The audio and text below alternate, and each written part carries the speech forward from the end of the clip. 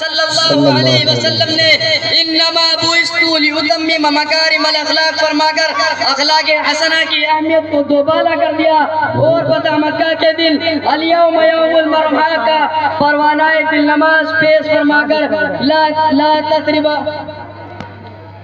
حضرت محمد مصطفیٰ صلی اللہ علیہ وسلم نے انما بعثت لاتمم مکارم الاخلاق فرما کر اخلاق حسنہ کی اہمیت کو دوبالا کر دیا اور فتح مکہ کے دن الیوم یوم المرحمہ کا پروانہ دل نماز پیش فرما کر لا تثرب علیکم اليوم اذهبوا وانتم الطلقاء کے فرمان مقدس سے معافی کا اعلان عام فرمایا تو سارے کے سارے دشمنان محمد یہ کہنے پر مجبور ہو گئے کہ اخلاق تو بس محمد ہی کے ہیں. یہی وجہ ہے کہ ہمارا اسلام تلوار کے زور سے نہیں بلکہ اخلاق حسنہ کے شور سے پھیلا ہے.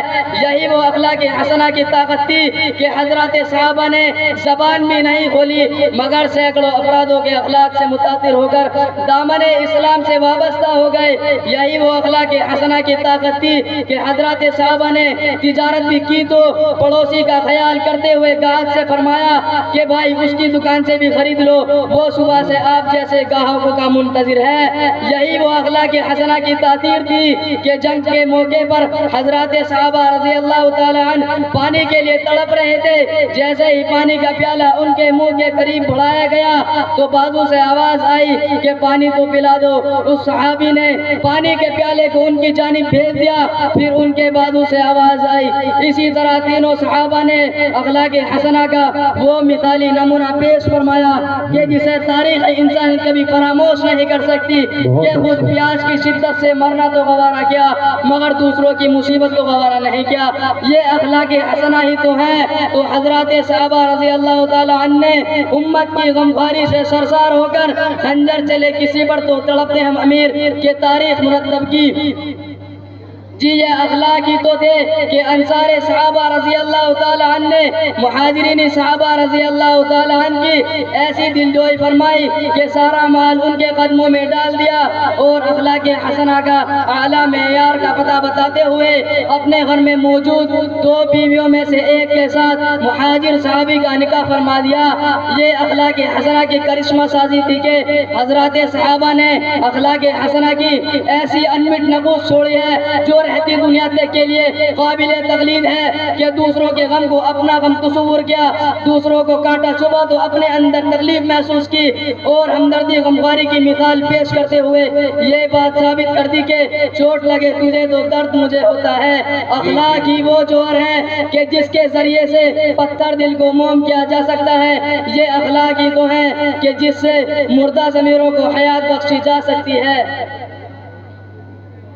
آج انسانیت کو ایمان و یقین سچائی پاکیزہ گئی محبت و مروت ہمدردی و غمخواری کی ضرورت ہے. ایسے افرادوں کی ضرورت ہے جو خود کو گھلا کر مٹا کر دوسروں کو پروان چڑھایا ہے، لیکن ایسے افرادوں کی بہت کمی محسوس کی جا رہی ہے. آج کل تو حالات بالکل الٹ چکے ہیں کہ بھائی بھائی کا پرسان حال نہیں. آج ملت میں غمخواری کا جذبہ نہیں، دوسروں کا درد سمجھنے کا مادہ نہیں، بڑوں چھوٹوں کی تمیز کا سلیقہ نہیں. آج مالک کو شکایت ہے کہ نوکر ایماندار نہیں، اساتذہ کو شکوہ ہے کہ طلبہ میں ادب نہیں، بڑوں میں نرمی کا مادہ نہیں، چھوٹوں میں بڑوں کی عزت نہیں. آج بیٹی خود اپنی ماں سے اونچی آواز میں بات کرتی ہے، بیٹے اپنے والدین کو گالیاں بکتے ہیں، بعض احمق تو دست و درازی بھی کرتے ہیں.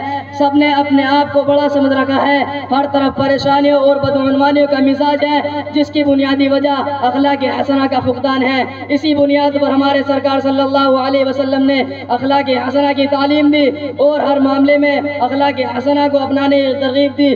آپسی ملاقات کے وقت اچھی بات کرنے کا حکم فرمایا اور ساتھ ہی ساتھ حسن تکلم کو ثواب کا ذریعہ قرار دیتے ہوئے الکلمۃ الطیب الصدقہ فرمایا، یعنی اچھی بات کرنا بھی نیکی ہے. بڑے چھوٹوں میں اخلاق حسنہ کا جذبہ پیدا کرنے کے لیے من لم یرحم صغیرنا ولم یعق کبیرنا فلیس منا فرمایا، یعنی جو چھوٹوں پر رحم نہ کرے اور جو بڑوں کی عزت نہ کرے وہ ہم میں سے نہیں. آپ آپسی رنجش کو دور کرنے اور ہمیشہ خوش اخلاقی سے رہنے کے لیے ملتے ہی سلام کرنے کا حکم دیتے ہوئے السلام قبل الکلام فرمایا، یعنی بات کرنے سے پہلے سلام کیا کرو۔ تو دوسری جگہ افشوا السلام بینکم تحابوا فرمایا کہ تم آپس میں سلام کو عام کرو، محبت پیدا ہوگی۔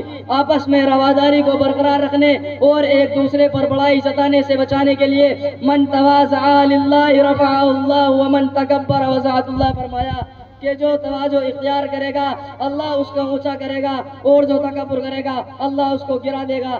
اخلاق رذیلہ کے دروازوں کو بند کرتے ہوئے بد اخلاق کے سبب سے، بڑے سبب یعنی شراب و نوشی سے اجتناب کی تاکید کی، اور ایسی ساری برائیوں کی جڑ قرار دیتے ہوئے الخمر جمع الاسم فرمایا، یعنی زمین پر متکبر و نشان سے چلنے سے منع کرتے ہوئے لا تمشی فی الارض مرحا کہ اکڑ مت اکھڑ جائے گا۔ فرمایا اپنے والدین کی قدر کرنے کے لیے الجنت تحت اقدام الامہات۔ تو دوسری جگہ رضا الرب فی رضا الوالد وسخط الرب فی سخط الوالد فرمایا صلہ رحمی چغل خوری سے بچانے کے لیے لا يدخل الجنت قاطع۔ تو دوسری جگہ پر لا يدخل الجنت قطاع، یعنی رشتے توڑنے اور چغل خوری کرنے والا جنت میں نہیں جائے گا۔ الغرض پیارے رسول حضرت محمد مصطفیٰ صلی اللہ علیہ وسلم نے ہر میدان میں امت مسلمہ کو عمدہ اخلاق کی تعلیم دی۔ یاد رکھیں انسان میں اگر اچھے اخلاق ہوں گے تو خود بخود آپسی بگاڑ کا خاتمہ ہوگا، خاندانی عداوتیں دور ہوں گی، آپس میں بھائی چارگی پیدا ہوگی، محبت کو فروغ ملے گا، ہر شخص خوش و خرم رہے گا، زندگی میں خوشیوں کی بہاریں آئیں گی، تہذیب و تمدن میں حسن آئے گا۔ پھر انسان اس راستے کو اپنائے گا جس پر چلنے کا رسول صلی اللہ علیہ وسلم نے حکم فرمایا، اور جس راستے پر چل کر اصحاب رسول صلی اللہ علیہ وسلم نے اخلاق حسنہ کی وہ مثال نقش فرمائے جو کہ ساری انسانیت کے لیے لائق تقلید ہے۔ اللہ ہم سب کو اخلاق حسنہ کو اپنانے اور اخلاق رذیلہ سے باز رہنے کی توفیق نصیب فرمائے، آمین۔ ما علینا الا البلاغ۔